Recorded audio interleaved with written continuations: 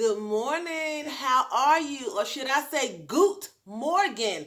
That's good morning in German. So how are you? How's everyone doing? Today is Friday. Thank you, Jesus. We made it through another week. If you're watching my video, you have made it through another week. I had to cut that overhead light off. That sucker is hot. It's a track light and it's got 3 and it's hot. So I had to turn it off. So welcome back to another Freedom Friday with Tracy, Brooklyn. How are you?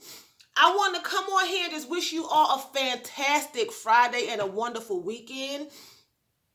It's been a lot going on this week, with the news and just different opinions and things going on, and I have an opinion, of course. You have an opinion, of course, and we don't have to agree. We all are afforded the same luxury to have our own opinion. That's the great thing about this world that God has created. Some people want to stifle your opinion, but at the end of the day, they cannot take your freedom of thought away. They can try to suppress it. They can try to block it. They can try to put your thoughts and your ambitions and your dreams in bondage. But guess what? At the end of the day, nobody, unless you allow them, they cannot control your mind, your thinking, your will, your dreams, your drive. Kunta Kinte, he had dreams, he had visions, he had a drive. He ran and he kept running till he just got his feet cut off. Well, you can't run with no foot. That's when they stopped it, but they could never stop his dream and his belief and his freedom. He was still free. Kunta Kinte, he accepted the name Toby, a slave name. He had to accept the fact that they cut his foot off. That's the only way they could stop him from running. But at the end of the day, he was still free. On the outside, he looked bound. On the outside, he looked chained. But on the inside, he was free. He was free. No one can shackle your soul, your spirit, your mind, unless you allow that to happen. So be free. Continue to be free. I was looking at, they had some coverage about George Floyd's funeral, and Al Sharpton, I didn't watch it, but they said Al Sharpton laid it on the line. I love Al Sharpton. They said he laid it on the line. He spoke nothing but truth. And I think the boxer, the Mayweather guy, I believe I'm saying his name right, he paid for the funeral, so people are coming together, and at this time, it is about race. People are thinking it's not about race. It is about race. At this particular time, this particular situation that we're talking about right now, it's been going on for thousands of years. But this particular race right here, situation right here, we know it was about race. It was about jealousy, because I'm understanding that George, he had a bouncer's job at a club. Someone told me he was into porn, making a lot of money. He was a stripper, but I heard that he was, because I'm not looking at it on television like that, but I heard that he was a bouncer, and the guy that killed him was a bouncer. They worked at the same club, and they knew each other. But I'm hearing that the white women, they loved George. They showed pictures that they loved him, okay? And this could have been sparked by just jealousy. George was a tall man, a big old, what they would call a mandingo warrior. They would call, him, because he was big and buff. He liking all these little petite white women. They all over him, blonde hair, blue eye, just all over him. Beautiful women. And then he's over here, this white guy, and they probably not paying him a bit of attention, because they wasn't showing pictures with him and the girls. They were showing pictures with this 6-foot-something man and these little petite women all over him. And that could spark jealousy. Because if he's a bouncer at the same club, why in the world would he pass a fake $20 bill? And if he did, he wouldn't know it was a false $20 bill, because he probably got it from the night at the club. You know what I'm saying? And you're supposed to run that yellow pen across it. So if it was a false $20 bill, the clerk would have said, this is not real. You need to throw this away, call the police, what happened? You know what I'm saying? So it's a lot of things going on. Also, I was shown a video yesterday. I was pulled to the side and I was shown a video. And it was showing when George was laying in the street with that man's knee on his back. That cop had his knee on his back. He was already dead. That police officer knew he was dead, and the other police officers knew he was dead. I believe, my opinion, that police officer kept his knee on his neck. First of all, that's a slave move, okay? That's you, them holding you down. That's a slave move. But he kept his knee on his neck to fool the masses into thinking that he was still alive. Okay? That's why if you look at the video, that Chinese Asian cop, he kept moving new and this nimble, standing in front of them. Because when the EMT got there, I don't know if anybody noticed this or not, but when the EMTs got there on the video I watched with my own eyes, EMTs was not in the back of that EMT truck or EMS truck, emergency truck. The police was.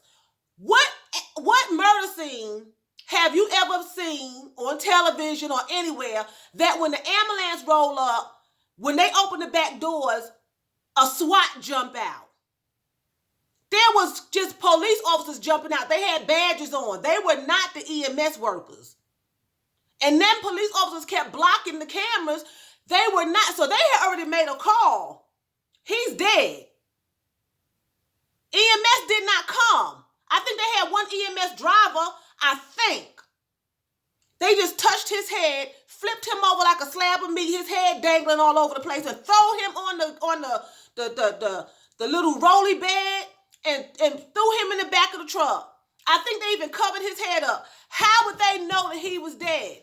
Because normally they don't pronounce you dead till they do CPR and they work on you. Then it's DOA when they get you to the hospital. They did not do anything on that man.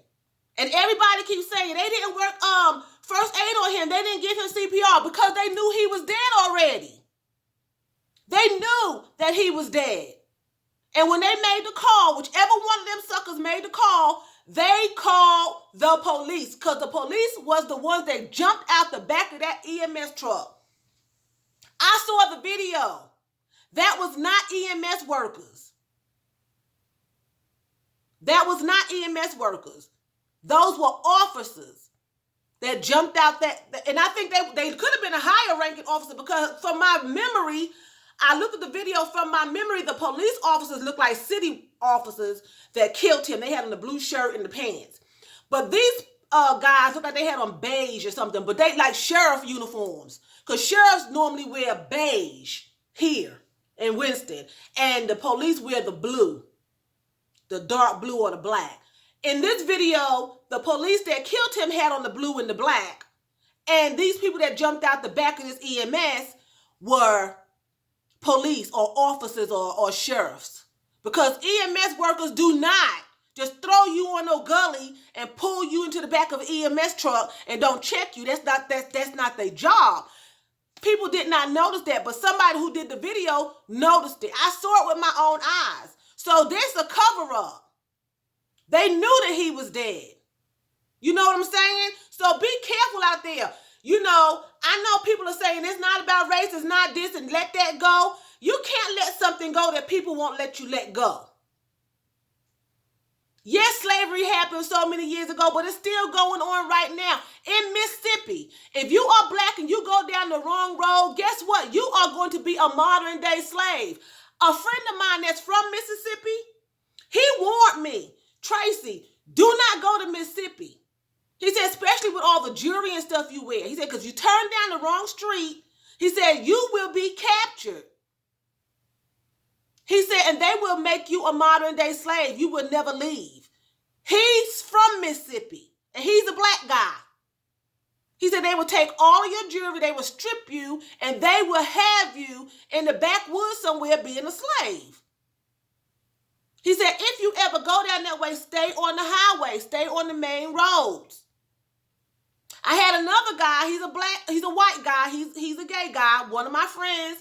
He went to Mississippi, him and his boyfriend. He says, Tracy, we stopped at a restaurant and the waitress came to us and told us, you and your boyfriend need to leave. Because if they get you, you're not leaving. So don't come saying that, forget it. Don't never forget your history and where you come from. It's still going on today, okay? And with that being said, I'm going to show you my little shoes. I got on this shirt. It's got like a royal blue and green. The sleeves is open, you know. And I got these little shoes right here to go with them. They're royal blue and green slides to go with them, okay? So that's real cute. And I just got on a pair of leggings. You all know I like leggings, a navy blue pair of leggings, okay?